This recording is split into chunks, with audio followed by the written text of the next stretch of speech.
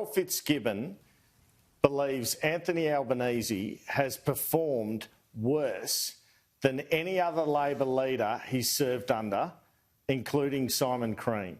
He believes that Anthony Albanese doesn't just have difficulty getting a line up in the media, he can't get a line up in the media.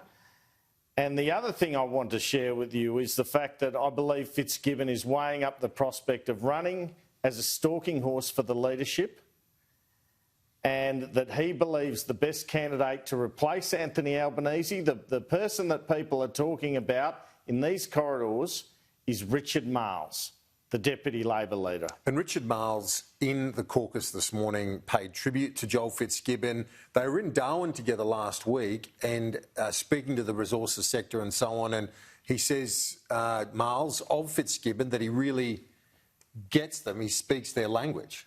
I just want to show you this account from an MP in the caucus of what Richard Marles said today about Joel Fitzgibbon.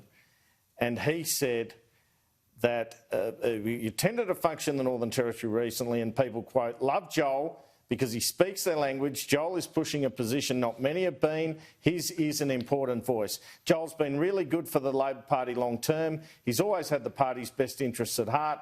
He's been good at all facets of the job. He's good with people.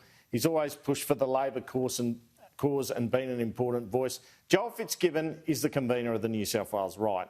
Convener of the National Right. He has significant influence, including with Sussex Street, New South Wales head office, and the General Secretary there, Bob Namber. I don't think he's quit because 18 months ago he said he was going to do so. I believe him quitting is a signal of something bigger about to happen. And what I'm putting at the moment is that very much in the frame is a potential Labor leadership involving Richard Marles. Let's see if that pans out, but that's my information at the moment. Andrew, if Joel Fitzgibbon wanted to make an announcement like he did today and not cause Anthony Albanese any headaches, he would have done it in the second week of December as we all wrap up in this place. Or January. There was no particular reason to do this today. Frankly, it caught me on the hop. But we do know that in an interview with The Guardian 2 months ago, he threatened to go. And one of the massive sticking points for Joel Fitzgibbon, well, there are a couple. One is he thinks Labor will go backwards at the election.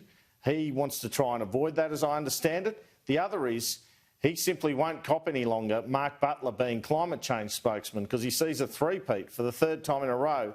He sees Labor suffering on climate policy at an election. And it's interesting you make the point that Joel Fitzgibbon believes that Anthony Albanese can't get up a line, that he's the worst opposition leader he's seen, worse than Crean, who they dumped before Crean even had the opportunity to go to an election, as we recall back in the early 2000s. Now, you also touched on this, the idea of the stalking horse, which Crean played at a later point for Kevin Rudd. It's just got that feel about it, hasn't it? We're now in November. This is the third last sitting week. We have 2 sitting weeks in December. There are difficulties, of course, because under the caucus rules for a leadership spill, you need 60% of the caucus and then you need a vote, half of which involves the party, to change leader. But if people who don't believe Anthony Albanese is performing could get together more than 50% of the caucus, surely it'd be time to tap him to go. So that's kind of the suggestion around the place. MPs are talking to me about this.